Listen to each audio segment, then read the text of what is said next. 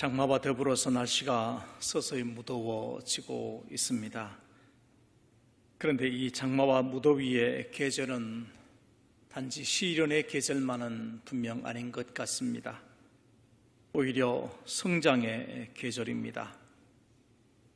폭풍과 강한 바람으로 인해서 때로는 산사태가 나기도 하고 나무들이 쓰러지기도 하지만 모든 푸른 식물들은 힘있게 성장합니다. 강들은 강한 물줄기로 인해서 정화되고 새로운 생명력을 품게 되는 것 같습니다. 아마도 이 시기를 지나는 동안에 가장 힘겹게 느끼는 그런 존재가 있다면 그건 오히려 사람일 거라 생각해 봅니다. 더군다나 코로나19 시대 속에서 이 무더운 여름은 큰 시련이 되고 있습니다. 땀이 흐르고 덥긴 하지만 마스크를 껴야 하고 또 그 와중에서도 우리 일상의 삶을 살아가야 하기 때문에 그렇습니다. 그러나 이 힘겨운 시기를 오히려 정신적인 영적인 성장을 이루는 계기로 만들어야 합니다. 왜냐하면 사람은 고난을 통해서 성장하는 존재이기 때문에 그렇습니다. 이 여름을 지나면서 여러분의 마음과 영혼이 성장할 수 있기를 소원합니다. 그렇다면 우리 영적 성장을 위해서 우리가 해야 할 일이 무엇이겠습니까? 오늘은 베드로 사도의 몇 가지 권면의 말씀을 함께 나누려고 합니다. 첫 번째는 버릴 것은 버려야 한다라고 하는 말씀입니다. 신앙 성장을 위한 첫 번째 자세는 버리는 것입니다. 오늘 본문 1절을 보십시오. 그러므로 모든 악독과 모든 기만과 외식과 시기와 모든 비방하는 말을 버리라는 것입니다. 여러분, 무엇을 버리라는 것입니까? 분명히 말씀해 놓고 있습니다. 악독, 기만, 외식, 시기, 비방하는 말, 잘못된 것, 옳지 못한 것, 우리를 추하게 만드는 것, 습관이 되어버린 부정적인 모든 것을 버려야 합니다. 우리는 버리는 결단을 해야만 하는 것입니다. 온갖 찌꺼기로 몸살을 앓던 강들이 여름 폭우를 지나고 나면 건강을 회복하게 되지요. 그 이유는 다른 것에 있지 않습니다. 필요 없는 것들을 버리기 때문입니다. 물론 이 버리는 과정 속에서 강의 바닥이 패이기도 하고 강둑이 무너지기도 하지만 버림을 통해서 새로운 생명을 품는 그런 존재가 되는 것입니다. 신앙생활에서 버리는 것은 아주 중요한 일입니다. 옛 것을 버리지 않고서는 새 것을 입을 수가 없습니다. 더러워진 옷을 벗어버리지 않고서는 새 옷을 입을 수가 없는 것입니다. 때로는 신앙도 인격도 옛 것을 버릴 때 온전해집니다. 옛 것에 얽매여서 앞으로 나아가지 못하는 사람들을 보면 안타까운 마음이 듭니다. 옛 상처를 버리지 못해서 밝고 아름답게 살지 못하는 사람들을 보면 안타깝습니다. 옛 실패의 경험을 버리지 못해서 앞으로 나아가지 못하는 사람들을 보면 참 마음이 아프지요. 옛 습관을 버리지 못해서 영적인 성장을 이루지 못하는 사람들을 보면 안타까운 마음이 들 때가 많습니다. 바울은 에베소서 4장 22절 이하에서 이렇게 권면합니다. 너희는 유혹의 욕심을 따라 썩어져가는 구습을 따르는 옛사람을 벗어버리고 오직 너희의 심령이 새롭게 되어 하나님을 따라 의와 진리의 거룩함으로 지으심을 받은 새 사람을 입어라. 두 번의 성지순례를 다녀오면서 때때로 떠오르는 장면들이 있습니다. 더 이상 물을 버릴 수 없어서 죽음의 바다가 된 사해. 그냥 보기에는 멀쩡해 보이지만 아무런 생명이 살지 못하는 바다가 사해 바다입니다. 그 주변에 사막과도 같은 지역들이 나타나 있고 그리고 유대 광야의 모습들, 초대교회 수도사들이 언거했던 갑바도기아의 동굴 교회, 때때로 생각이 납니다. 물론 제가 사막을 온종일 걸어본다거나 사막에서 비박을 한 것은 아니지만 느껴지는 바가 많았습니다. 왜 주님은 세례를 받으시고 광야로 이끌려 나가서 40일을 금식하셨을까? 시험을 당하셨을까? 하는 생각을 해봅니다. 예수 믿는 사람들을 박해하기 위해 다메섹으로 가다가 부활하신 주님을 만난 사울이 왜 주님을 만난 후에 아라비아 사막으로 가서 3년이나 거주하면서 그가 고행의 시간을 보냈을까? 그 이름조차도 바울로 바꾸었는가? 조금은 짐작이 되었습니다. 여러분, 광야와 사막은 어떤 곳입니까? 한낮에는 뙤약볕의 열기가, 밤에는 냉기가 몸속으로 스며드는 곳입니다. 볼거리도 없습니다. 다만 땅의 모래와 밤하늘의 별빛뿐입니다. 하나님은 이스라엘 민족을 그 같은 광야에서 40년을 보내도록 하셨습니다. 그리고 믿음의 선진들은 중요한 결단을 앞두고 광야를 찾아갔습니다. 왜입니까? 그것은 몸과 마음에 붙어있는 욕심들과 육신의 욕망들과 곧 육신의 정욕과 안목의 정욕과 이생의 자랑들을 떨쳐버리기 위해서 그들은 광야로 나간 것입니다. 그들은 오로지 하나님께만 집중하고자 했기 때문에 광야로 간 것입니다. 온전한 믿음을 위해, 그리고 하나님만 바라보기 위해 참된 진리로 내면을 채우기 위해서, 하나님의 말씀에 순종하는 것을 배우기 위해서 그들은 그렇게 했던 것입니다. 여러분, 오늘날 우리의 믿음을 방해하는 또 막아서는 사탄의 유혹은 너무나 강력합니다. 어떤 글을 읽다가 혼자 웃었습니다. 경제적인 어려움을 겪고 있던 한 목사님이 사모님에게 당부하며 이렇게 말을 했습니다. 여보, 미안하지만 우리 형편이 좀 나아질 때까지 가정의 모든 비용을 절감합시다. 옷도 먹는 것도 아껴서 살아야 합니다. 그러고 났는데 며칠이 지난 후에 사모님이 새 옷을 사입고 기분이 좋아서 집으로 돌아왔습니다. 목사님이 가만히 보고 있다가 이렇게 말을 했습니다. 여보, 아주 멋지구려. 그런데 내가 당신더러 당분간은 옷을 사지 말라고 부탁했던 것 기억나시오? 그러자 사모님이 말했습니다. 그럼요, 기억나지요. 그런데 제가 가게 안에 있는 이 옷을 보는 순간 글쎄 사탄이 저를 유혹하지 뭐예요. 이 말을 듣는 목사님이 이렇게 말을 받았습니다. 당신이 그럴 때는 어떻게 해야 하는지 잘 알고 있지 않소? 성경이 말씀하신 대로 사단아, 내 뒤로 물러가라. 그렇게 기도하셔야 하지 않았겠소? 그러자 사모님이 태연하게 이렇게 말을 받았습니다. 여보, 당신이 가르쳐준 대로 그렇게 했지요. 그런데 글쎄 사탄이 내 뒤로 가더니 사모님, 뒤에서 봐도 아름다우신데요. 그러지 뭐예요. 그래서 제가 옷을 샀어요. 여러분, 사탄의 유혹은 엄청납니다. 오히려 우리 앞에 있는 사탄의 유혹은 우리가 이겨낼 수 있지만 우리 뒤에서 우리를 유혹해오는 그 사탄의 유혹을 이겨내기가 무척 힘든 것입니다. 그래서 베드로 사도는 이런 말을 우리에게 전해줍니다. 건신하라, 깨어라. 너희 대적 마귀가 우는 사자같이 두루다니며 삼킬 자를 찾나니 라고 했습니다. 여러분, 오늘 우리의 믿음이 성장하기 위해서는 버릴 것은 버려야만 합니다. 물론 우리가 모든 것을 버리기 위해 사막으로 갈 수는 없습니다.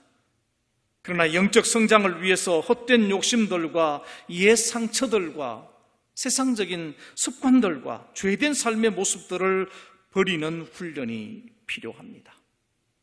말씀과 기도와 성령님의 도우심 속에서 버릴 것을 버리는 훈련을 함으로써 믿음의 성장을 이루어가는 이 성장의 계절이 되시기를 주님의 이름으로 축원합니다. 두 번째는 갓난 아이들 같이 순전하고 신령한 젖을 사모해야 합니다. 2절을 보십시오. 갓난 아기들 같이 순전하고 신령한 젖을 사모하라. 이는 그로 말미암아 너희로 구원에 이르도록 자라게 하려 함이라. 베드로는 믿음의 태도를 설명하면서 아기들이 엄마의 젖을 찾는 모습에 비유하고 있습니다. 엄마의 젖을 찾는 아기들의 모습을 보면 그 사모하는 마음이 어떠한 것을 알 수 있습니다. 여러분, 조금만 배가 고파도 울기 시작합니다. 아이들이 배고파서 울 때는 다른 어떤 것으로 달랠 수 없습니다. 안아줘도 업어줘도 얼레줘도 계속 웁니다. 오직 엄마의 젖을 먹어야만 그 울음을 그치게 되는 것입니다.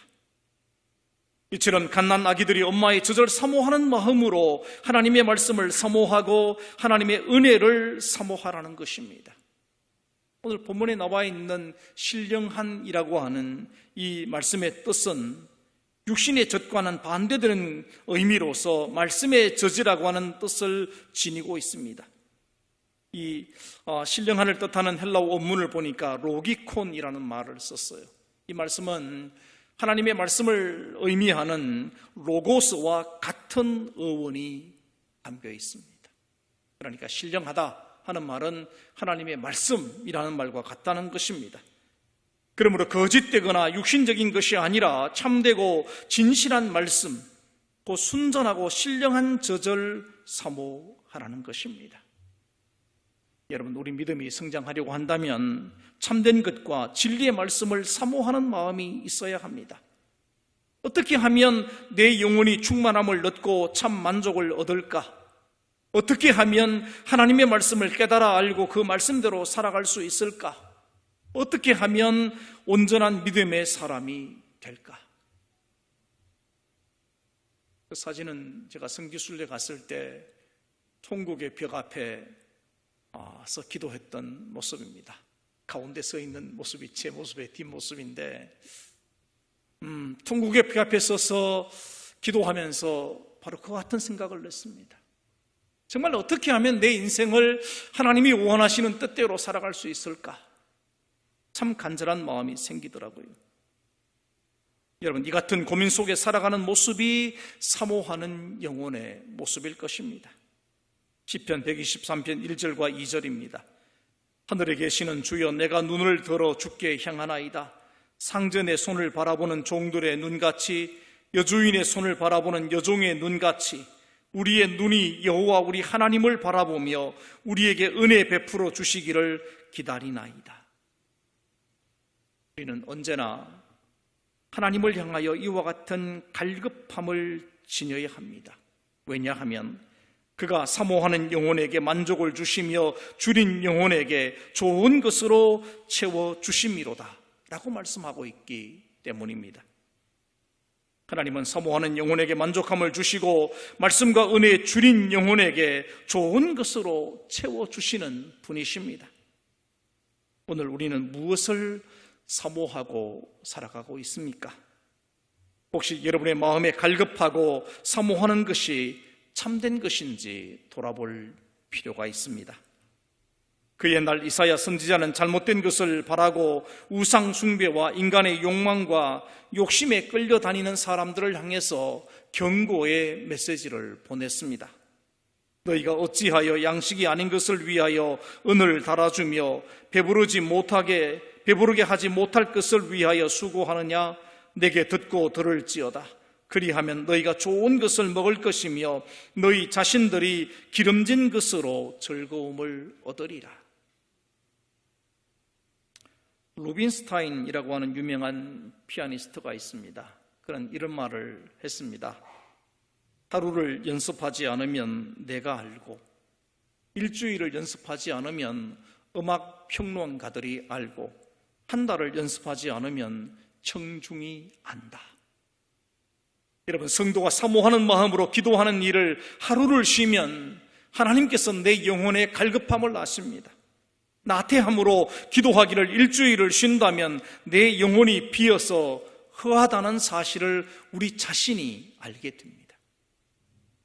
한 달을 무관심 속에서 보내면 나의 영혼의 갈증을 다른 사람들이 느끼게 되는 것입니다.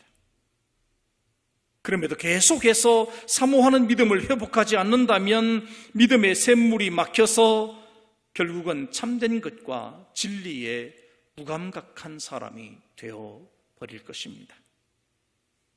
사랑하는 성도 여러분, 사모하는 영혼이 되십시오.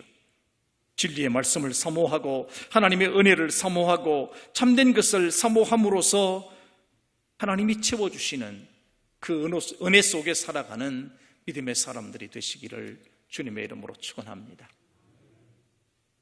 세 번째는 신령한 제사를 드릴 거룩한 제사장이 되어야 합니다.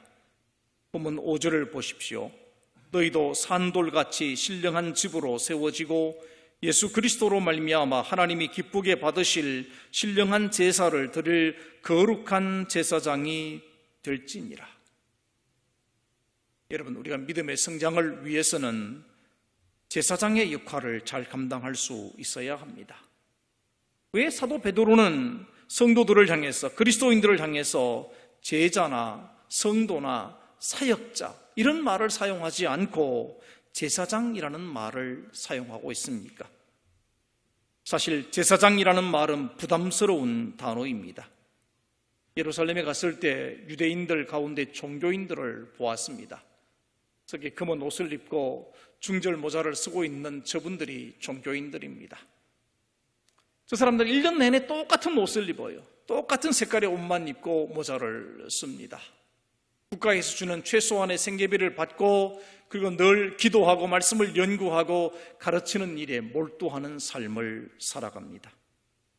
이들의 삶을 생각하고 이들의 복장을 생각해 보면 목회자인 제 자신도 조금은 부담스러울 정도입니다. 그런데 평신도들을 향해 제사장의 삶을 살아가라는 말씀은 분명 부담스러운 말씀으로 느껴집니다. 본문 5절을 다시 한번 보십시오. 너희도 산 돌같이 신령한 집으로 세워지고 예수 그리스도로 말미암아 하나님이 기쁘게 받으실 신령한 제사를 드릴 거룩한 제사장이 될지니라. 우리를 향해 제사장이 되라, 제사장의 삶을 살아가라 이렇게 말씀하고 계십니다. 본래 제사장의 역할이 무엇입니까? 구약 성경에서 제사장은 하나님과 사람 사이에 서서 중보의 역할을 하는 사람입니다.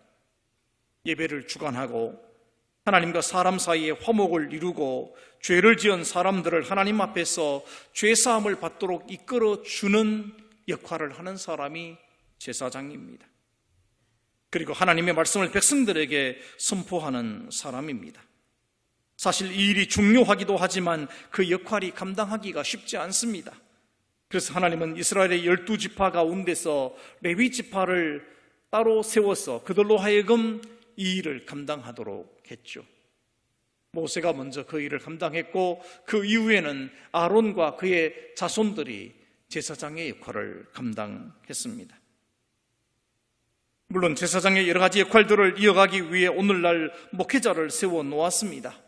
그런데 성경은 목회자들만이 아니라 평신도들을 향해서도 신령한 제사를 드릴 제사장의 역할을 감당하라고 말씀하고 있다는 것입니다.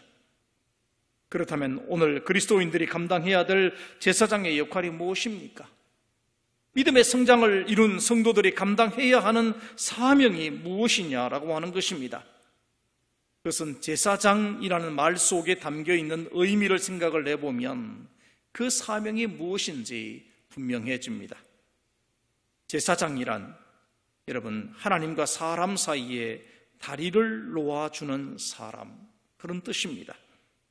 라틴어로 제사장이라는 말은 폰티펙스라는 말을 씁니다. 오늘날 교황을 가리켜서 스페인어로 폰티피세라고 말합니다. 그런데 폰티펙스라는 말은 고대 로마 제국에서 티브강의 다리를 관리하는 관리자를 뜻했습니다. 그러니까 제사장이라는 말은 다리를 관리하는 사람, 다리를 놓는 사람, 그런 뜻을 가지고 있습니다.